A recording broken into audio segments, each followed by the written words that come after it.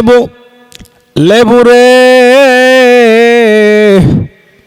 এই রমজান মাস আসলে কেন তোর দাম এত বেড়ে যায় রে লেবু।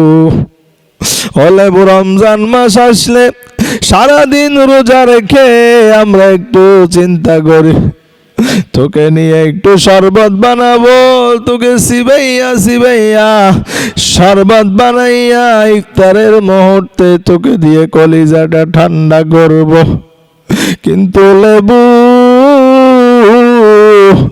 রমজান মাসে তোর এত দাম বেড়ে যায়, এই লেবু তোকে অনেকেই চোখেও দেখে না রে লেবু। ও লেবু, তোকে স্পর্শ করার মতো সম্পদশালী সামর্থ্যবান ব্যক্তিরা পর্যন্ত সাহস করে না। কিভাবে করে আমরা মধ্যমপন্থী মধ্যম ফ্যামিলির লোকেরা সাহস করবো রে লেবু। ও লেবু, তোর এই সেন্টিগ্রেড এত বেশি বেড়ে যায় রমজান আসলে রে লেবু।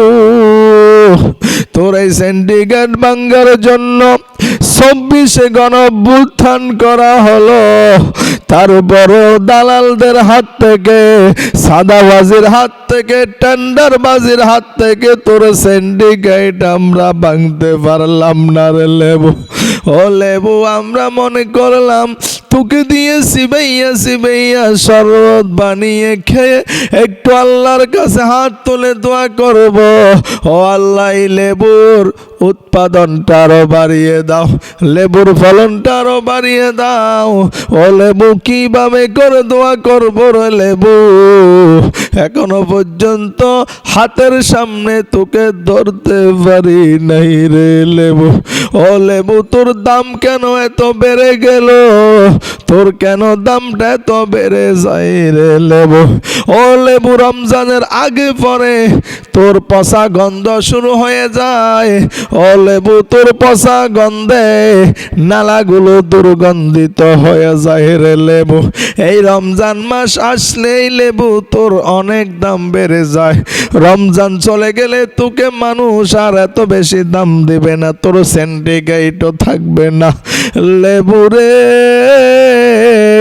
তুই কি চাঁদাবাজি আর টেন্ডারবাজি দুর্নীতিদের কাছে আটক হয়ে গেলি রে লেবু।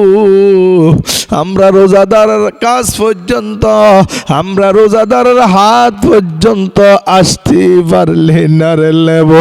ও লেবু, বর্তমান বাজারে স্বর্ণের যে দাম রয়েছে রে লেবু, সেই স্বর্ণের দামের চাইতে তোর দামটা বেশি বেড়ে গেল রে লেবু।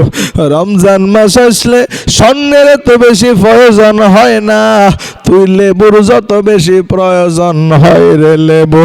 ও লেবু, আমরা কি এই রমজান মাসে তোর দামটা শীতল ভাবে পাবো না রে লেবু।